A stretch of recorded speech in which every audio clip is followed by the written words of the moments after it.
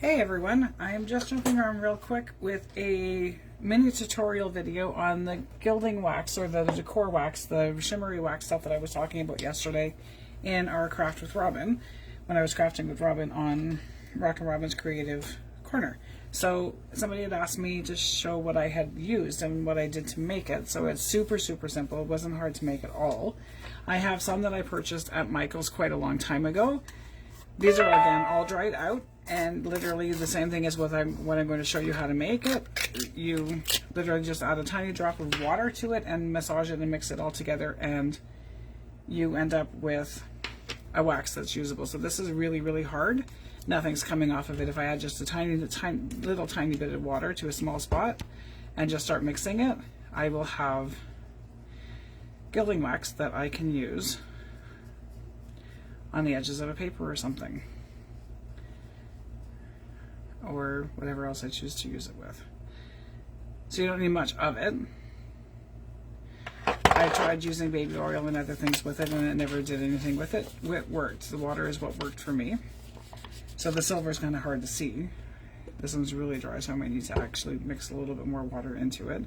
So I just sprayed it with a little tiny bit of water. Always use distilled water. Then you won't end up running the risk of it molding over time.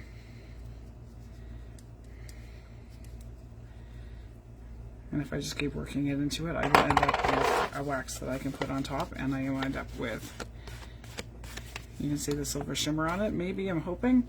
The silver is harder to try. I should have done one of the other colors. But these are ones that I had purchased at Michael's. There's only the three colors. They're premium wax metallic finish.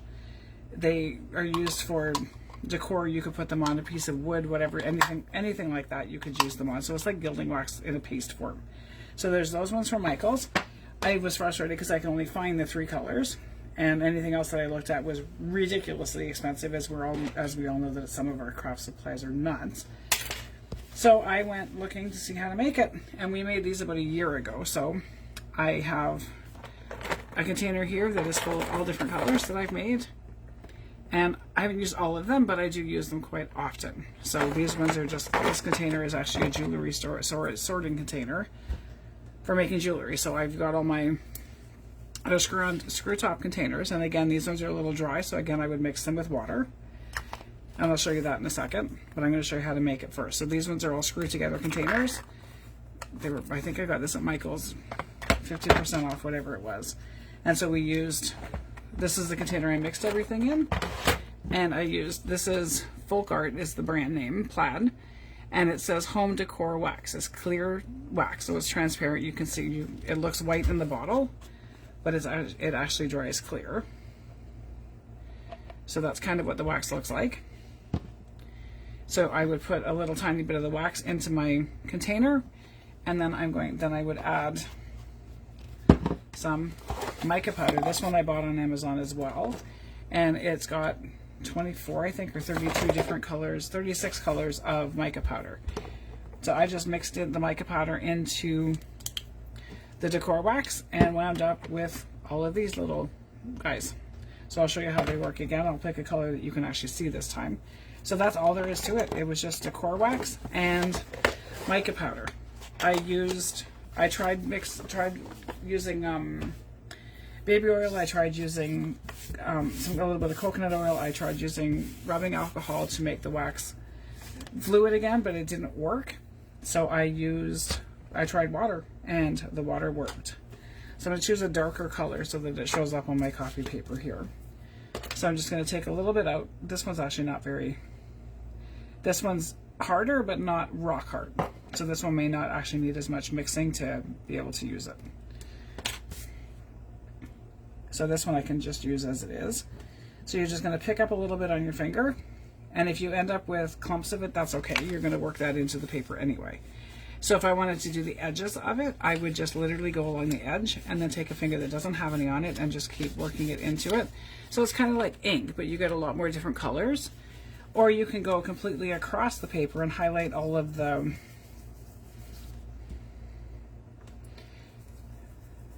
nuances in the paper, especially if you've crumpled it up and that kind of stuff. So if you get a little bit of extra, just scrape it off a little bit and it'll highlight and show you. So I don't know if you can see that very well, but it adds a shimmer and a shine to it. so it's sparkly. And yeah, so there you have it. That's all there is to it. So decor wax and mica powder all mixed together. And if it gets too hard, work in a little tiny bit of water. And you can do whatever color you want.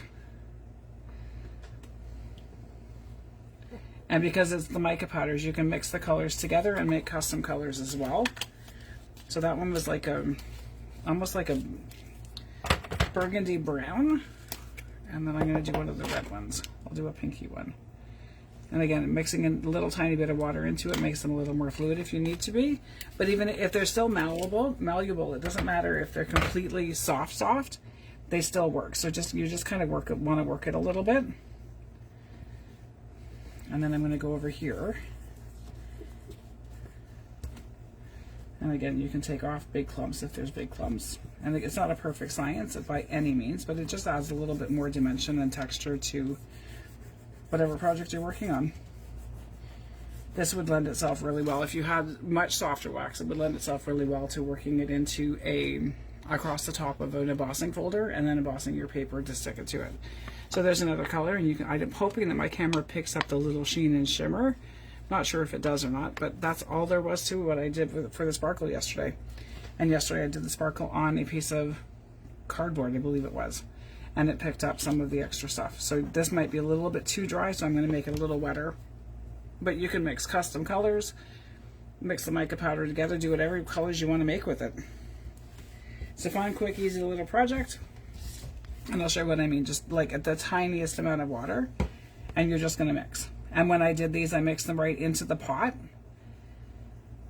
And you can see how it's becoming more fluid. I may actually have a little bit too much water on here, but that's okay because it's just going to keep mixing and mixing and mixing until I have something that's much easier to use. And now I don't have the clumps on my finger anymore, and I just have the wax itself. So we'll try on this side and see how this goes on.